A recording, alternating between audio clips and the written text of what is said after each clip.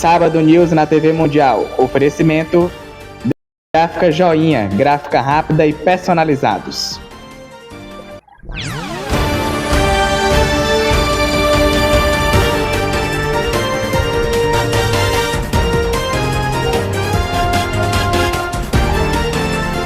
Olá, bom dia. Morre aos 81 anos Sebastião Salgado, um dos fotógrafos mais importantes da história. Maduro diz que mais de 50 mercenários foram capturados antes das eleições na Venezuela. Saiba as novas regras do EAD e quais cursos remotos foram proibidos. Líder do Partido dos Trabalhadores na Câmara solicita à PGR prisão de Eduardo Bolsonaro por articulações nos Estados Unidos. Nicolas Ferreira aciona STF com pedido que obrigue presidente da Câmara a criar CPI do INSS. Marina Silva critica mudanças no licenciamento ambiental. Diretoria da COP30 será realizada no Brasil diz que a mudança climática é uma guerra. E também você vai ver como consultar restituição do imposto de renda. O Sábado News está começando agora.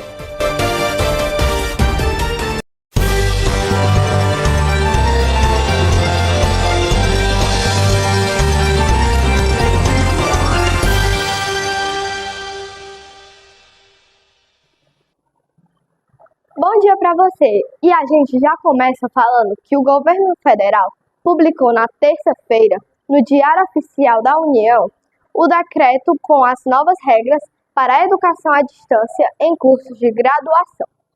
Entre as mudanças, 5 graduações só poderão ser ofertadas no formato presencial. De acordo com o governo federal, as novas mudanças no EAD têm como objetivo garantir mais qualidade na oferta da modalidade à distância.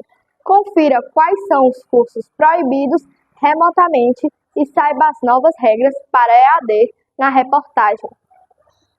O governo federal publicou nesta terça-feira, 20 de maio, no Diário Oficial da União, o decreto com as novas regras para educação à distância em cursos de graduação EAD, entre as quais 5 graduações só poderão ser ofertadas no formato presencial.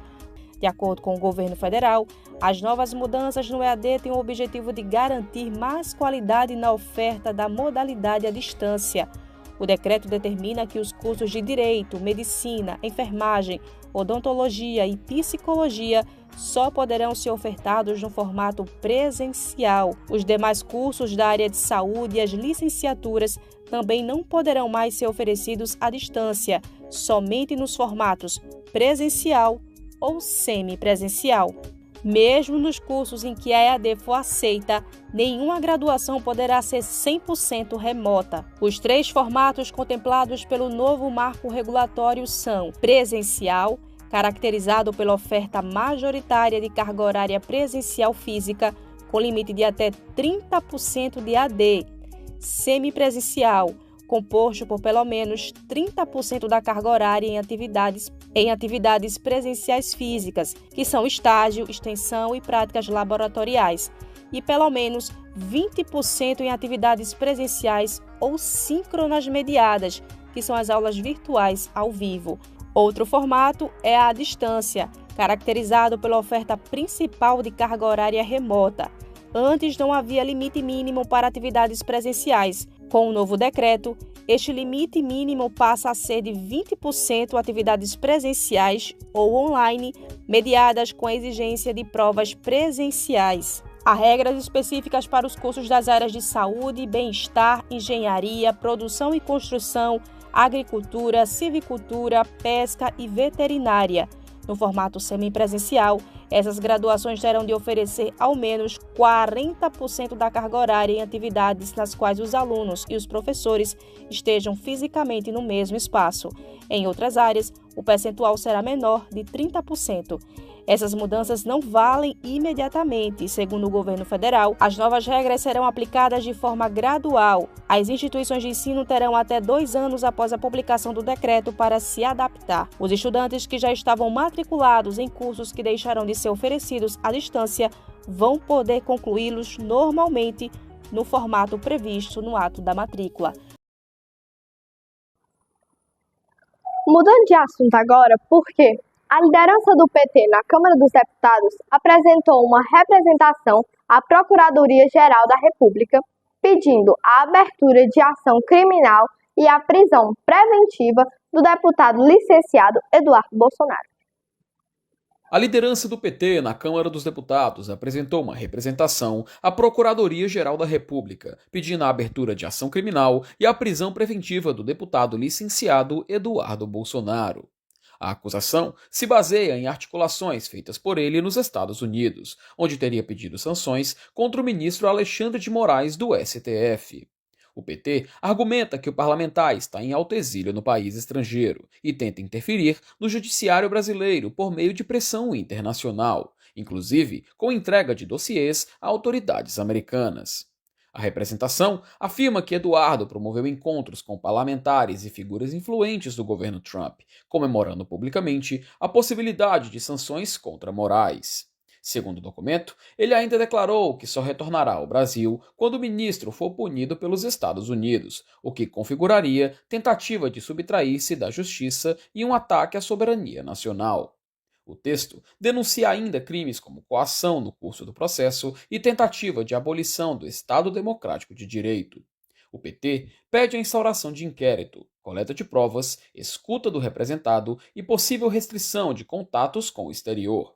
A legenda defende que a prisão preventiva é necessária para preservar a ordem pública e impedir a continuidade do que chama de golpe continuado, que tenta deslegitimar o STF e influenciar investigações em curso no Brasil. Sebastião Salgado, um dos fotógrafos mais importantes do mundo, morreu nesta sexta-feira, aos 81 anos. A informação foi confirmada pelo Instituto Terra, organização não governamental fundada por ele. Sebastião Salgado, um dos fotógrafos mais importantes do mundo, morreu aos 81 anos. A informação foi confirmada pelo Instituto Terra, organização não governamental fundada por ele. Ele tinha um distúrbio sanguíneo causado por malária contraída na Indonésia e não conseguiu tratar apropriadamente. Por isso, se aposentou do trabalho de campo em 2024, dizendo que seu corpo estava sentindo os impactos de anos de trabalho em ambientes hostis e desafiadores. Considerado um dos fotógrafos mais importantes do mundo, Sebastião Ribeiro Salgado Júnior nasceu na cidade de Aimores, Minas Gerais, em 1944. O mineiro foi mestre na arte de retratar a alma humana e do planeta em preto e branco. Suas lentes captaram momentos históricos e gente simples, as maiores belezas da natureza e sua degradação. Salgado ficou famoso por fazer registros documentais impressionantes, como o da Serra Pelada, na década de 1980, Trabalhadores e o ensaio Êxodos, mostrando povos imigrantes pelo mundo ao todo. Percorreu mais de 120 países. Ele era formado em economia, mas descobriu a fotografia em 1973. Desde então, nunca mais deixou essa paixão. Em 1998, ao lado da esposa Leila, fundou o Instituto Terra, em sua luta pelo reflorestamento da Mata Atlântica brasileira e do planeta em geral. Serra Pelada, no coração da floresta amazônica, no leste do Pará, ficou conhecida como a maior garimpo a céu aberto do mundo. Abre aspas, eu nunca vi nada parecido. Vi passar diante de mim, em frações de segundo, a história do humano, da humanidade e a Torre de Babel, afirmou Salgado. A série de fotos o tornou um fotógrafo consagrado. Ao longo de sua carreira, Sebastião foi premiado com diversas honrarias. Recebeu a comenda da Ordem do Rio Branco no Brasil. Era membro da Academia de Belas Artes Francesa, embaixador da Boa Vontade da Unicef e membro honorário da Academy of Arts and Science dos Estados Unidos. Abre aspas, sei que não viverei muito mais. mas não quero viver muito mais. Já vivi tanto e vivi tantas coisas, disse ao jornal Guardian em 2024. A ministra do Meio Ambiente e Mudança de Clima, Marina Silva, criticou as mudanças aprovadas no Senado para o licenciamento ambiental no Brasil e afirmou que o marco sofreu um golpe de morte no Congresso. Marina Silva participou de evento em comemoração ao Dia da Biodiversidade no Jardim Botânico do Rio de Janeiro. A ministra do Meio Ambiente e Mudança de Clima, Marina Silva, criticou as mudanças aprovadas no Senado para o licenciamento ambiental no Brasil e afirmou que o marco sofreu um golpe de morte no Congresso. A ministra participou de evento em comemoração ao Dia da Biodiversidade no Jardim Botânico do Rio de Janeiro na manhã desta quinta-feira, dia 22 de maio. Durante a declaração, Marina Silva afirmou que o governo é contrário ao desmonte do licenciamento ambiental brasileiro e enfrenta uma série de dificuldades em relação a uma base segura de sustentação. A ministra apontou ainda que haverá prejuízos não mensurados caso se mantenham as mudanças aprovadas e classificou o novo texto como inconstitucional. Segundo Marina, o governo manterá uma conversa com o Congresso sobre o tema. O novo marco legal para o licenciamento ambiental no Brasil foi aprovado no Senado na quarta-feira, dia 21, com 54 votos favoráveis e 13 contrários. Entre as modificações nas normas está a isenção de licenciamento para pecuária extensiva, semi-intensiva e intensiva de pequeno porte. Com a alteração, o texto que está em discussão há 21 anos retorna à Câmara dos Deputados para nova análise. Agora vamos para um rápido intervalo. E no próximo bloco a gente vai falar que Maduro diz que mais de 50 mercenários foram capturados antes das eleições na Venezuela. Nicolás Ferreira aciona a STF com pedido que obrigue o presidente da Câmara a criar CPI do INSS. E também você vai ver como conquistar a restituição do imposto de renda. O intervalo é rápido, voltamos já.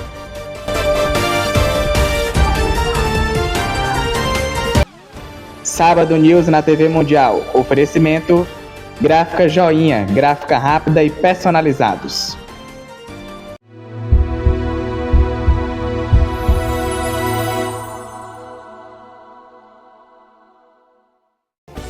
Jornal Mundial, compromisso com a informação aqui, toda sexta e sábado, às 21 horas da noite. Sábado News, todo sábado, o seu final de semana com muita informação. Sábado News, às 8h30, com Eduardo Elau.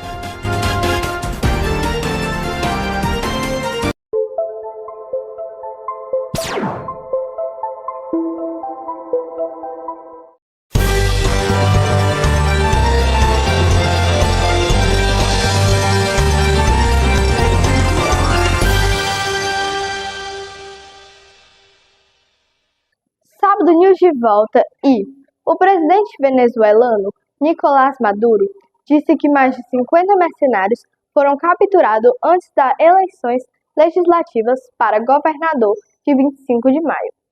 A maior coalização de oposição do país pediu um boicote na votação. O presidente da Venezuela, Nicolás Maduro, disse que mais de 50 supostos mercenários foram capturados antes das eleições legislativas e para governador de 25 de maio. Por aí,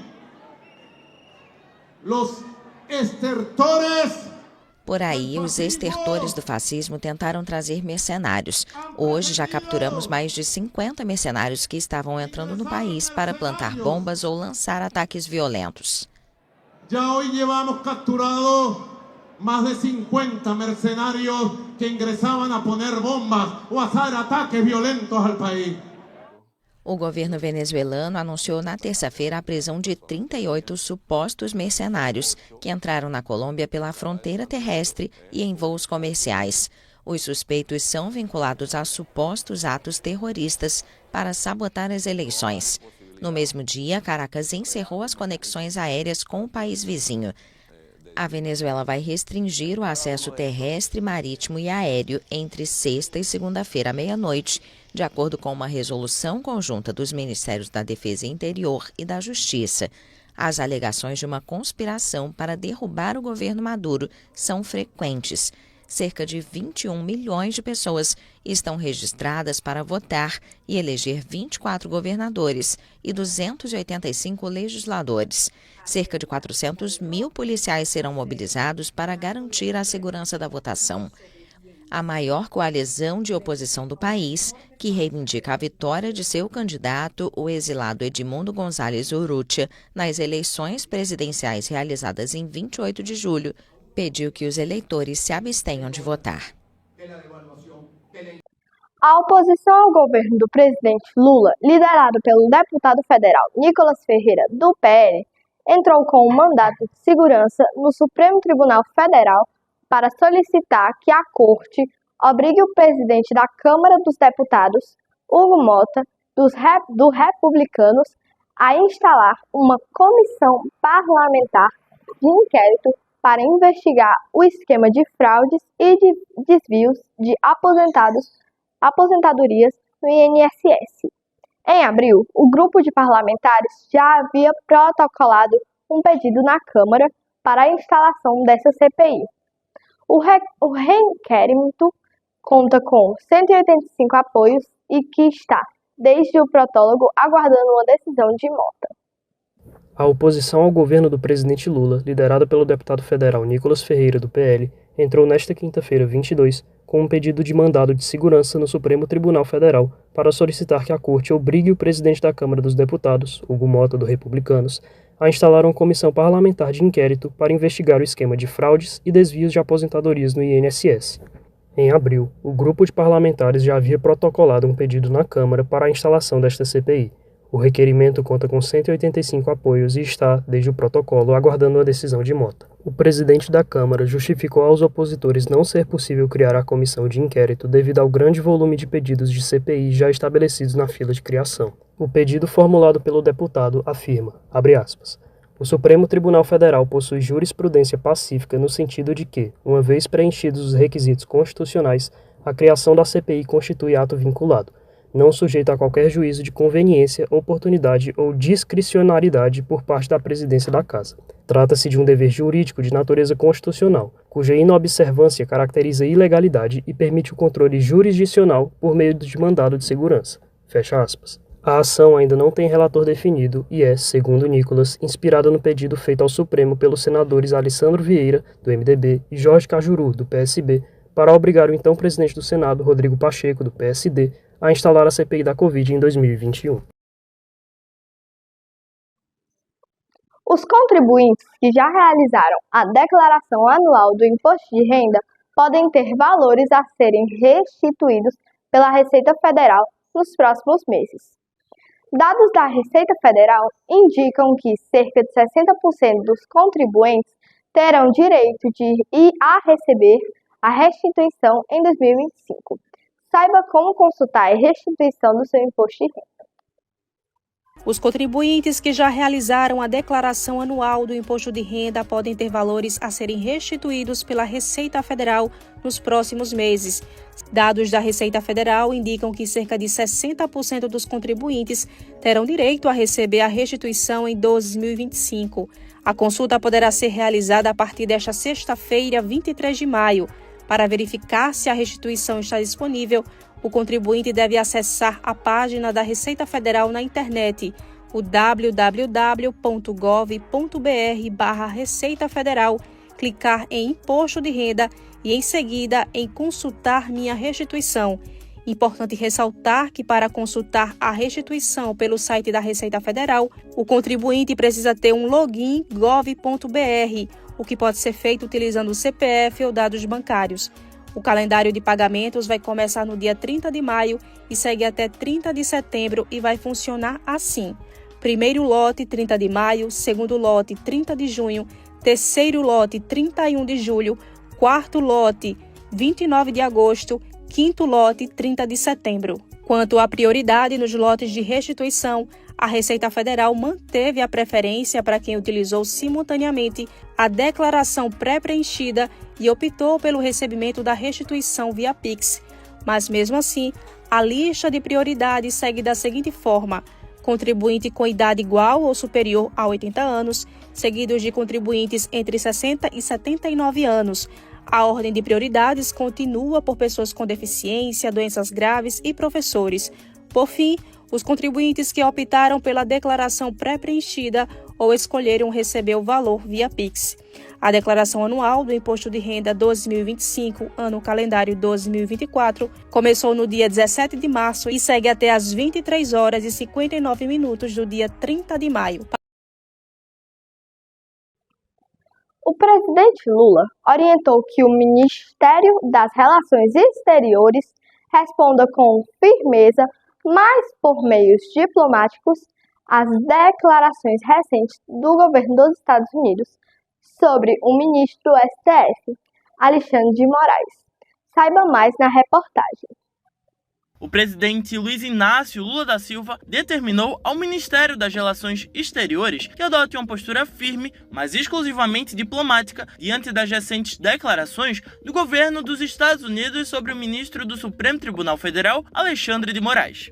Desde que assumiu uma das cadeiras do Supremo Tribunal Federal, Alexandre de Moraes tem desempenhado um papel central em investigações que tratam de crimes digitais, disseminação de fake news e ataques às instituições democráticas. Ele é o relator do inquérito das fake news, que apura ameaças e propagação de notícias falsas contra ministros do STF, além do inquérito das atividades antidemocráticas, que investiga manifestações e movimentos que atacam a democracia e incitam à violência. Essa atuação, no entanto, gerou forte reação, sobretudo de aliados do ex-presidente Jair Bolsonaro e de grupos ligados à direita política, que o acusam de abuso de poder e censura, argumentando que as medidas do ministro limitam a liberdade de expressão e prejudicam a oposição. Além disso, Moraes foi alvo de pedidos de impeachment na Câmara dos Deputados e enfrenta ameaças públicas, além de investigações policiais envolvendo ele e sua família. Em meio a essa polarização, o caso ganhou repercussão internacional. Parlamentares dos Estados Unidos, especialmente do Partido Republicano, passaram a acompanhar de perto as ações do ministro Moraes, questionando sua atuação. Em recente audiência na Câmara dos Representantes, o secretário de Estado americano Marco Rubio afirmou que o governo dos Estados Unidos está avaliando a possibilidade de impor sanções contra um ministro, caso seja constatada violação de direitos ou abuso de poder. A declaração norte-americana gerou reação imediata no governo brasileiro. A orientação do presidente Lula é que o Itamaraty responda com firmeza, mas apenas por canais diplomáticos, preservando o diálogo institucional entre o Brasil e os Estados Unidos e respeitando a soberania nacional. Até o momento, não há previsão para uma resposta pública oficial, já que diplomatas avaliam que nenhuma medida concreta foi adotada pelos Estados Unidos, o que reforça a necessidade de cautela. O episódio ocorre em um momento delicado em que o Brasil busca consolidar suas relações internacionais e fortalecer a democracia internamente. A manutenção do diálogo e a cooperação dos Estados Unidos são prioridades para o governo Lula. Diante dos desafios, o governo reafirma seu compromisso com a diplomacia, o respeito às instituições nacionais, buscando soluções pacíficas e construtivas para questões bilaterais. Em entrevista à diretora executiva da próxima Conferência Climática da ONU, Ana Toni, destacou os principais objetivos da COP30 e afirmou que a mudança climática é uma guerra, na qual as pessoas morrem todos os dias. A diretora-geral da próxima Conferência Climática da ONU na cidade de Belém do Pará, Ana Toni, afirmou que a mudança climática é uma guerra, na qual pessoas morrem todos os dias. A declaração foi feita no Panamá, onde a autoridade brasileira e outros representantes de países latino-americanos participaram da Semana do Clima na capital do país. Temos que lutar, porque se não lutarmos, as mudanças climáticas são o maior acelerador da desigualdade e da pobreza. Portanto, a cada dia que não agirmos, haverá mais pessoas sofrendo com as mudanças climáticas. A mudança climática é uma guerra, que todos os dias as pessoas morrem, de superaquecimento, de seca, de inundações. Não podemos permitir que isso aconteça. Ana Toni defendeu uma abordagem multilateral para enfrentar as mudanças climáticas e falou sobre como as nações latino-americanas têm se organizado diante dos desafios que se impõem. Latin America is not waiting for the Western countries or developed countries to come and help us because a América Latina não está esperando que os países ocidentais ou os países desenvolvidos venham nos ajudar. Como foi mencionado, nossos líderes latino-americanos sabem que somos uma região muito vulnerável, então temos que fazer algo, tanto contribuindo para a mitigação, quanto trabalhando na adaptação, porque muitos países já estão sofrendo. Para todos os países da América Latina, apreciamos e sabemos que somente adotando uma abordagem multilateral para combater as mudanças climáticas, seremos capazes de combater as mudanças climáticas. Portanto, acho que há muito apoio para reforçar o multilateralismo na COP30, porque esse é um dos nossos objetivos em Belém. In the heart of COP30, because that's one of our objectives in Belém. A antiga consultora do Greenpeace e da ActionAid ainda criticou a decisão dos Estados Unidos de se retirar do Acordo de Paris.